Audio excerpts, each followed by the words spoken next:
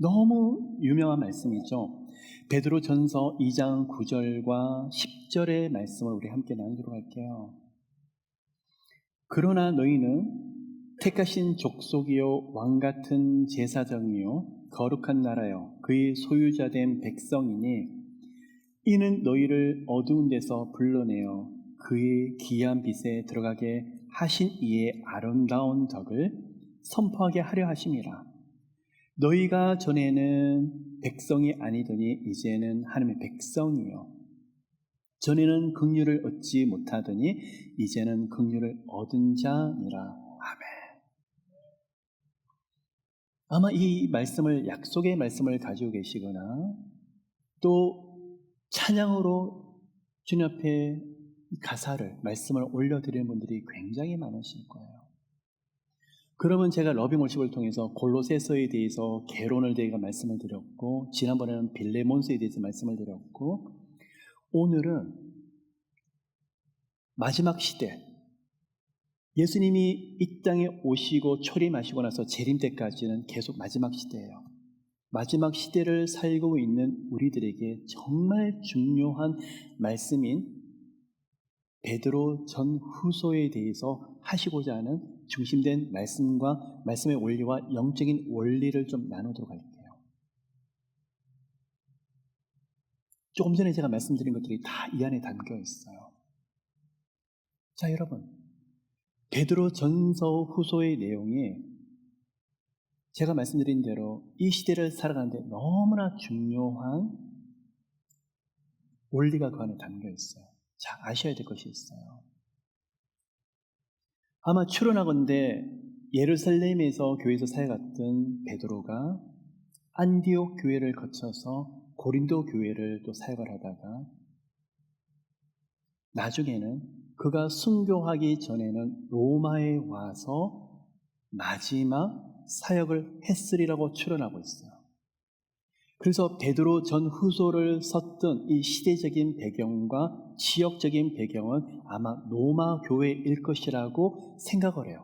그럼 우리가 아는 대로 그의 마지막 말년에 사겠던 지역, 그리고 로마에 있는 성도들에게 이 편지를 보내는 것인데 그 배경은 그렇습니다. 네로 황제가 로마를 다스리고 있는 시대, 그리고 이때 황제 숭배주의를 굉장히 강요를 하죠. 다른 종교들을 모두 무너뜨리고 예배와 제사를 드리지 못하게 막고 황제의 명령으로 막아버리고, 그리고 크리스찬들에 대해서 예수를 믿는 기독교에 대한 탄압과 핍박이 너무나 거센 시대였어요. 그 당시는 모두가 네로를 적그리스도라고 생각할 정도로 마치 그런 현상들이 나타나게 되고, 예수를 믿는다는 것은 그냥 숨어서 몰래 예배를 드리면 그만이지 그 정도가 아니라 예수를 믿는 것만으로도 사회생활이 불가능했어요. 경제활동이 안 됐었어요. 그 정도로 말할 수 없는 핍박이 로마뿐만 아니라 이 전체 로마의 식민지에 퍼지게 됐었고, 그 가운데 로마 교회들은 생명을 걸고 하나님을 믿어야만 되는 그런 시대적인 상황 속에 놓여 있었어요. 우리가 힘들다 그럴지라도 지금 시대하고는 전혀 비교가 되지 않는, 그리고 그들은 예수를 믿는다 그런 것은 모든 것을 다 던져놓고 생명까지도 다 바쳐야 되는 시대가 바로 베드로 전후서의 시대적인 배경이더라는 거예요. 안 그래도 힘들어요. 사회적인 왕따를 당하게 되고, 그리고 예수를 믿는 사람들에 대해서 사람들이 피하게 되고 도망가게 되고, 내가 당신 옆에 있으면 실제적인 피해를 보노라, 그리고 당신 같은 사람을 내가 상대를 할 수 없다고, 많은 사람들이 우리를 마치 좋은 글씨가 새겨진 사람들처럼 아주 흉악한 범죄인을 취급하듯이 그 당시에는 크리스찬들을 그렇게 보는 시대였어요. 여러분, 우리 같으면 어떻게 될까요? 하나님도 적당히 믿고 하나님을 안 믿는 것처럼 그 시대에 살아가면 되지 않을까. 아마 양다리를 걸칠 수도 있고, 꼭 교회를 다녀야 돼? 그냥 숨어서 몰래 예배를 드리고 혼자나 말씀 보고 예배를 드리고 저렇게 핍박이 있으며 나 예수 안 믿는 것처럼 그래도 되지 않는 것일까? 아마 그게 당장 현실이라면 그런 핍박과 고난이 두려워서 아마 숨어버리고 싶을 거예요. 그런데 참 신기하죠? 성경에는 기록되지 않지만 그 당시 전성설화에 의하면 기록에 의하면 더 많은 크리스찬들이 모여들더라는 거예요. 이게 바로 하나님의 방법이고 하나님 주시는 은혜 중에 한 가지더라는 거예요. 핍박이 있고 고난이 있으면 흩어져야 되는데 흩어지는 것처럼 보이는데 예수 믿는 사람들은 지하교회에서 더 많이 늘어나더라. 근데 또 한 가지, 안 그래도 힘들어요. 가만히 있어도 사회적인 상황과 시대적인 상황이 핍박으로 너무나 힘든 이 시대에 무슨 일이 벌어졌죠? 네로가 로마에 불을 질러요. 그리고 여기에 대한 죄를 누구에게 돌리냐 그러면 그리스도인에게 돌리기 시작해요. 기독교인이 반발해서 그리고 이들이 혁명을 일으키고자 로마 전체에 불을 질렀다. 그리고 그들의 우두머리가 사도 바울이요 사도 베드로라고 하면서 이들을 붙잡으려고 그러고 있어요. 그러면 우리가 아는 대로 베드로 전후서는 배경이 어떻게 될까요?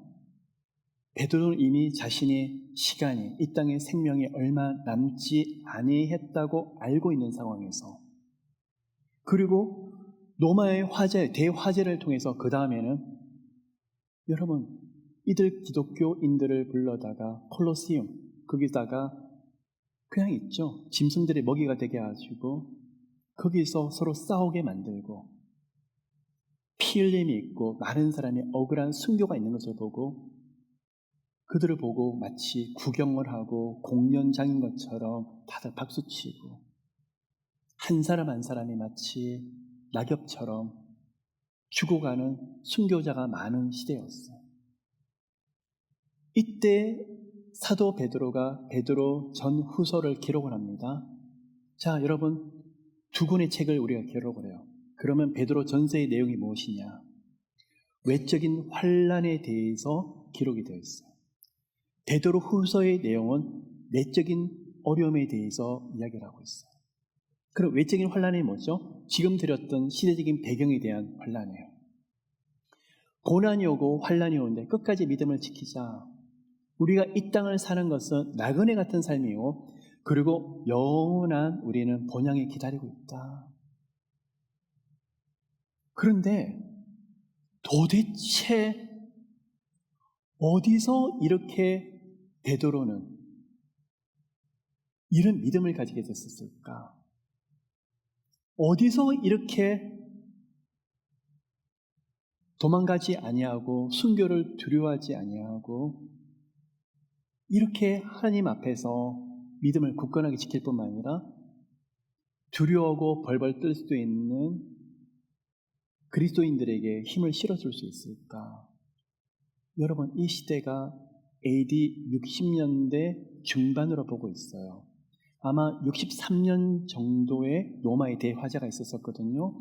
그로부터 아마 2, 3년 정도 되는 시간이었을 거라고 추론해요. 그리고 그가 순교로 이제 끌려가니까 십자가에서 아시는 대로 거꾸로 이제 못을 박히게 되죠. 30년 전으로 돌아갈까요? 도대체 그에게 무슨 일이 있었는데요? 예수님의 십자가 사건이 있었죠. 30년이면 길면 길다는 시간이고 짧으면 짧을 수 있는 시간이었는데 잘 아는 대로 겟세마네 동산에서 예수님이 끌려가고 그 앞에서 예수님이 어떻게 되나 그것을 보았었을 때 옆에 있는 사람이 너도 그와 함께 있지 않느냐. 예수님을 3번 부인했던 베드로인 것을 우리는 기억을 해요. 나는 그걸 알지 못한다고. 그랬던 베드로가 지금은요 마지막 순교를 앞두고 그리고 그의 죽음을 예견하고 있지만 전혀 뒤로 물러서지 아니하고 끝까지 그가 믿음을 지키고 있는 것을 우리가 알 수 있어요. 자, 어디서 그런 믿음이 있었을까요? 어디서 그런 은혜가 있을까요? 자, 여러분, 저는 그 답을 한 가지로 찾습니다. 하나님 아래, 은혜 안에, 하나님 앞에 늘 머물러 있었기 때문에, 하나님 앞에서 늘 기도하고 늘 예배드리고 하나님 앞에서 임재 안에 머물러 있기 때문에, 하나님과 깊은 교제를 누렸기 때문에, 이것이 비록 간단한 것처럼 보이지만 매일매일의 삶 속에서 여러분 어떠세요? 이 상황이라면 어떻게 될까요? 적당히 타협하고 적당히 뒤로 물러가고 아마 대충 해도 될 것 같고, 이미 마음으로 예수님의 구원을 영접하셨잖아요. 구원 얻으셨잖아요. 그리고 죄사함 얻으셨잖아요. 하나님의 백성이 됐잖아요. 굳이 저렇게 믿어야 되는 것일까? 참 신기하죠. 그러면 도대체 30년간 베드로에게 무슨 일이 있었을까? 우리가 사도행전을 들여다보면 여전히 실수도 있고 하나님께서 성령의 능력을 주셔서 많은 역사도 일어났지만, 나중에는 이방인들을 식사를 하고 나서 유대인들이 와서 너도 외식하는 자라 했을 때 두려워서 그들의 사람의 눈치를 보았던 베드로인 것을 기억을 합니다. 여전히 실수가 많고 여전히 연약함이 많았던 베드로였는데 도대체 어떻게 이렇게 바뀔 수가 있었을까? 저는 그 답은 매일 있었던 하나님과의 교제라고 저는 생각이 됩니다. 특별한 능력을 주었기 때문에, 특별한 은사를 주었기 때문에, 이미 오순절 성령님의 능력과 강권적인 능력을 이미 경험했지만, 근데 여러분, 은혜를 받는 것도 중요하지만 더 중요한 것은 은혜를 유지하는 것이 더 중요해요. 며칠 가든가요? 여러분, 이 삶만 은혜를 유지하지 못하면요, 하루아침에 뚝 떨어져요. 10년 전에 기도원을 가서 정말 기도를 하다가 성령이 불을 받는 것처럼 너무나 강력한 불이 임했는데, 너무나 강력한 은사와 은혜를 경험했는데, 언제? 5년 전에. 근데 지금은요, 갑자기 땅에 떨어진 것처럼 믿음도 우리 모습도 한없이 연약해서 우리는 그럴 수 있더라는 거예요. 왜 그렇죠? 은혜는 매일매일 공급을 받아요. 매일매일. 의제의 은혜가 아니라 오늘 은혜를 공급을 받으셔야 돼요. 그 은혜가 있는 분들에게 특징이 뭐죠? 매일 저는 큐티해요. 매일 저는 말씀을 보아요. 매일 저는요, 일정한 분량을 하나님 앞에 시간을 드려요. 좋아요. 은혜가 있으면 어떤 일이 있죠? 살아계신 하나님을 만나요. 살아계신 하나님을 만나요. 그냥 딱딱하게 책이 있는 지식이 아니라 오늘 살아계신 하나님을 만나서 마음속에 감정적인 신앙이 아니라 감격이 있어요. 그 안에 감동이 있어요. 말씀을 단어 하나하나를 보더라도 이 말씀 앞에서 살아 움직이려고 해요. 그럼 그걸 누가 주셔야 되죠? 하나님이 주셔야 돼요. 여러분, 오늘 이 시간에 다른 것보다도 무엇을 사모하셔야 되죠? 매일 주시는 은혜를 사모하셔야 돼요. 그럼 그게 뭐죠? 목사님, 저는요, 한번 기도원에 좀 올라갔다 와야 될 것 같아요. 저는요, 특별하게 어떤 부흥회를 좀 갔다 와야 될 것 같아요. 아니면 어디 저 멀리 가서 특별한 예배를 좀 드리고 와야 될 것 같아요. 좋아요. 주님이 감동을 주시면 그런 시간도 필요하지만, 그러나 제가 보았을 때는 매일 시간이 중요하더라는 거예요. 어떤 걸요? 주님 주신 은혜. 오늘 여러분, 그럼 어떻게 해야 되죠? 사모하셔야 돼요. 하나님이 안 주시는데 어떻게 해야 돼요? 사모하셔야 돼요. 하나님은 은혜 주시기를 기뻐하세요. 마음이 너무 힘들고 마음이 너무 강박한데, 마음이 너무나 딱딱한데, 하나님 오늘 제 마음 좀 만져주세요. 마음을 지키려고 그러고 제 마음을 좀 부드럽게 하려고 그러고, 오늘 하나님 감동을 좀 주세요. 오늘 주님, 예수님 만나 주셔야 돼요. 같이 좀 사모해 봅시다. 그리고 그 은혜를 한번 누려봅시다. 어떤 역사가 일어나는지. 신기한 일이 있어요. 도저히 못 참는 것이 참아지게 되고, 못 견디는 것이 이겨내게 되고, 꼴 보기 싫은 그런 모습들이 아니면 그런 상황들이 좀 넉넉한 마음을 가지게 되고, 조급하고 팔딱팔딱 뛰었던 마음들이 훨씬 더 마음의 여유를 가지게 되는데, 도대체 언제까지 이렇게 참아야 돼요? 그랬던 마음들이 이제는 조용히 견디는 마음이 되게 되는데, 여러분, 이렇게 되면 얼마 가지 않아서 열려요. 우리는 하나님의 손을 보면서 도대체 언제 일을 하실 거예요? 못 견디고 너무나 힘들어하는데, 어느 날 초점이 손이 아니라 하나님 얼굴을 바라보면서 은혜를 누려요. 아니, 어제만 해도 못 견디셨잖아요. 아파서 못 견디신다면서요. 고통해서 너무 힘들다고 투덜대시는 분이 오늘은 마치 다른 분이 돼요. 풍성해지고 여유로워지고 은총이 가득한 모습. 그 입술에서 언제 그러냐시피 풍성함이 흘러나오게 되는데, 하나님의 역사가 이때부터 시작이 되더라고요. 열려요. 풀어져. 왜 그렇죠? 이미 이 시간이 영적으로 열려있는 시간을 누리기 때문에. 베드로가 이런 시간이 쌓였더니 순교 앞에서 사람인지라, 연약한 사람인지라 얼마나 두려웠겠어요. 무서웠겠어요. 근데 그는 비밀을 알고 있었어요. 하늘의 비밀, 은혜예요. 은혜예요. 저는요, 여러분, 러빙월십의 스태프들, 우리 간사님들 대할 때마다 제가 누리는 복이 뭐냐 그러면, 힘든 거 알고 있어요. 그리고 어려운 거 알고 있어요. 그런데 힘들지 않아요? 뭐라고 대답하는지 아세요? 우리 주님이 함께 하시잖아요. 동행하시잖아요. 도우세요. 그래서 저는 하나님 만났잖아요. 그런 고백이 나올 때마다 너무 감격스럽고 감동이 들어오는데, 얼마 지나고 나서는 문들이 열리는 모습을 보아요. 베드로가 그런 인생들을 지나서 고백이 바뀌네요. 이제는 얼마 뒤에 순교가 있는데, 순교를 앞둔 그리스도인에게 하는 말이에요. 왕같은 제사장이에요. 하나님의 거룩한 소유된 백성들이래요. 세상으로는 도저히 이해가 안 되는 이야기예요. 그것을 듣고 있는 로마의 크리스천들도 참 대단한 사람들이 같고, 세상에 감당하지 못하는, 세상에 결코 이기지 못하는 그런 사람들이죠. 누가 이겼을까요? 베드로 순교했고 순례자인 인생처럼 로마인들이, 많은 사람들이 피 흘리고 떠난 것처럼 보였지만 결국은 그리스도인이 이겨요. 로마를 사랑으로 무너뜨리고 평화로 무너뜨리고 결국 로마가, 국교가 기독교가 되어버리죠.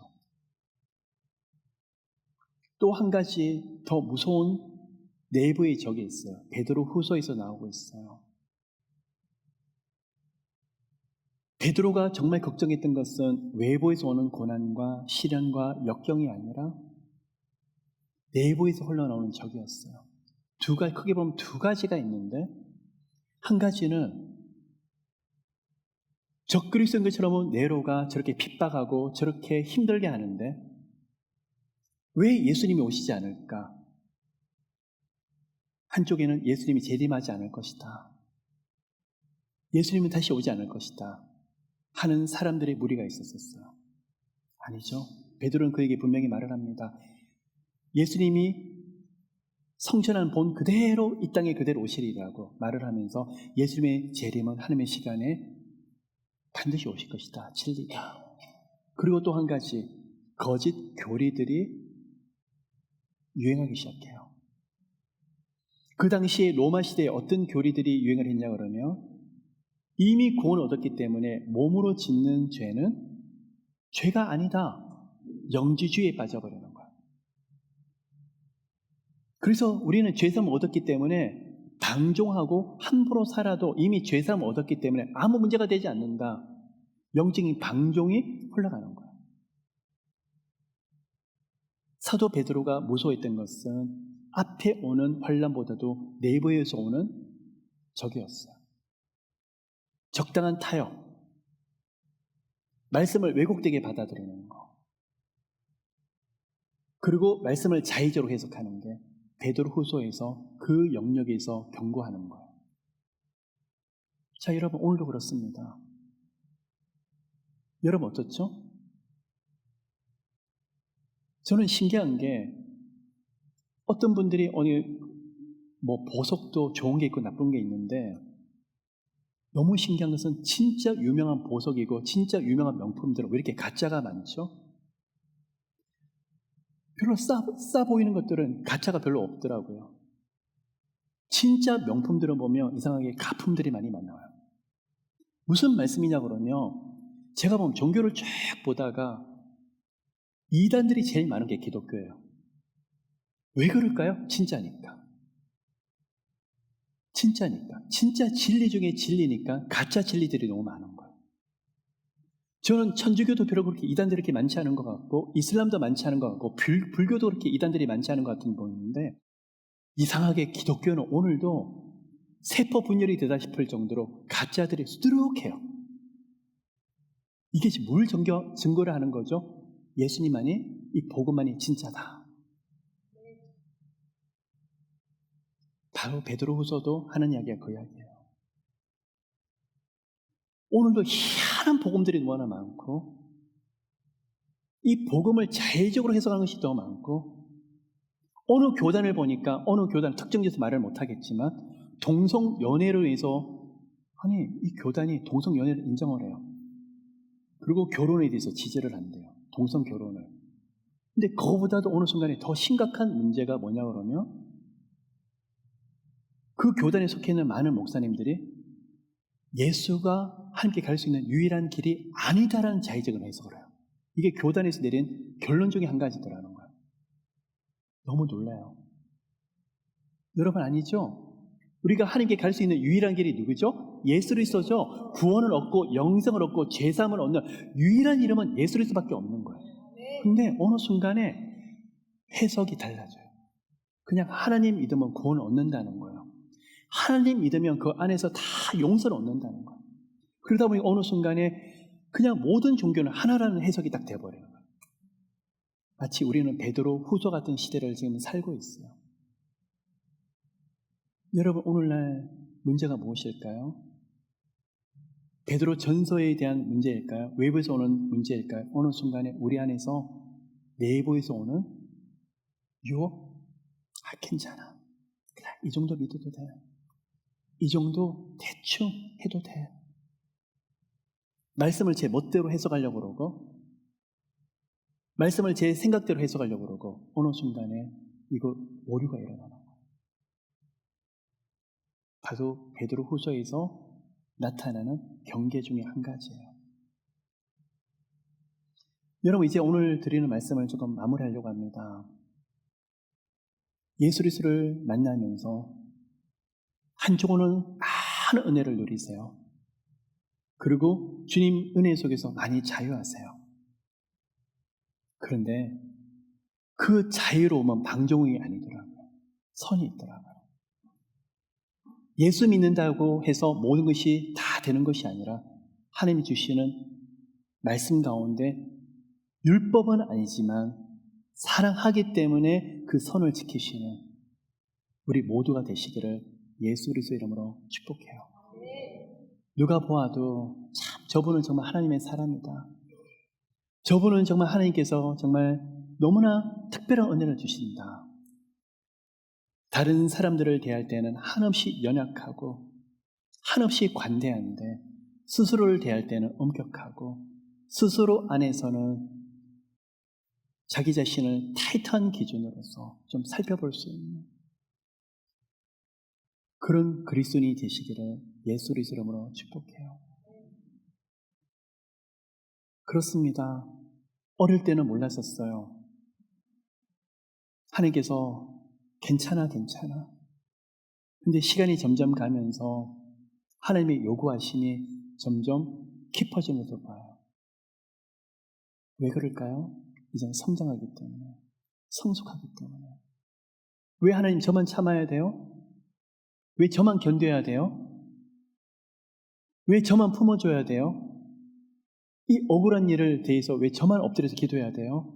저분은 잘 살잖아요. 저분은 다 괜찮잖아요. 왜 저만요? 하나님께서 여러분 건지시고 신원해 주실 거예요. 왜냐고요? 예수님 여러분 만나주셨고 예수님 안에서 깊은 은혜를 누리고 성장하고 성숙하시기 때문에 예수님을 소유하셨기 때문에 그때마다 예수님이 저한테 말씀을 하셔요. 너는 나를 가졌잖니. 너는 나를 소유하고 있잖아. 내 사랑이 너와 함께 하고 있잖아. 그 이야기를 처음 들으면요. 화가 나요. 저만 사랑해요? 아니잖아요. 다 사랑하잖아요. 저분도 사랑하고 저분도 사랑하고. 근데 왜 저만 요구하세요? 왜 저한테 왜 그러세요, 하나님? 저한테 왜 가혹하게 그러세요? 아니에요, 여러분. 이제야 조금 알아요. 사랑을 입으되 여러분은 특별한 사랑을 입으신 분들이 있어요. 어느 날요, 고백하게 될 거예요. 왜 저냐고요? 왜 저희만 그래야 되냐고요? 아마 고백하게 되실 거예요. 주님, 이제 제가 엎드릴게요. 제가 참을게요. 제가 견딜게요. 마지막, 우리 하나님이 억울하게 하지 않으실 거예요. 온통하게 하지 않으실 거예요. 영육의 존귀한 자로 더 세우시고 다 풀어주실 거예요. 더 놀라우신 은혜들이 모두에게 가득하실 거예요. 우리 하나님 무조건 다 참으라고 그러지 않으세요. 희생하라고 그러지 않으실 거예요. 우리 하나님 주신 은혜들이 더 많으실 거예요. 어떤 분을 봅니다. 일이 되어져요. 형통의 복이 계속 주어져요. 저분은 십자가 흔적들이 많으신 분이에요. 참을 수 없을 때 참고 견딜 수 없을 때 견뎠더니 주님 주신 은혜들이. 그래서 인내라는 게 슈퍼모네라고 그래요. 하나님 안에서 견디자는 뜻이에요. 하나님 안에서 머물다. 머무르고 머물었더니 결국은 무조건 참게 하시는 게 아니라 결국은 하나님이 믿음의 결국은 영혼 구원이지만 영혼 구원을 얻은 사람이 이 땅에 주신 은혜들이 얼마나 많은지 이 세상에서 여러분 필요들 공급하는 것이 어느 날 따라다니는 그런 분들 되시기를 예수 그리스도 이름으로 축복합니다.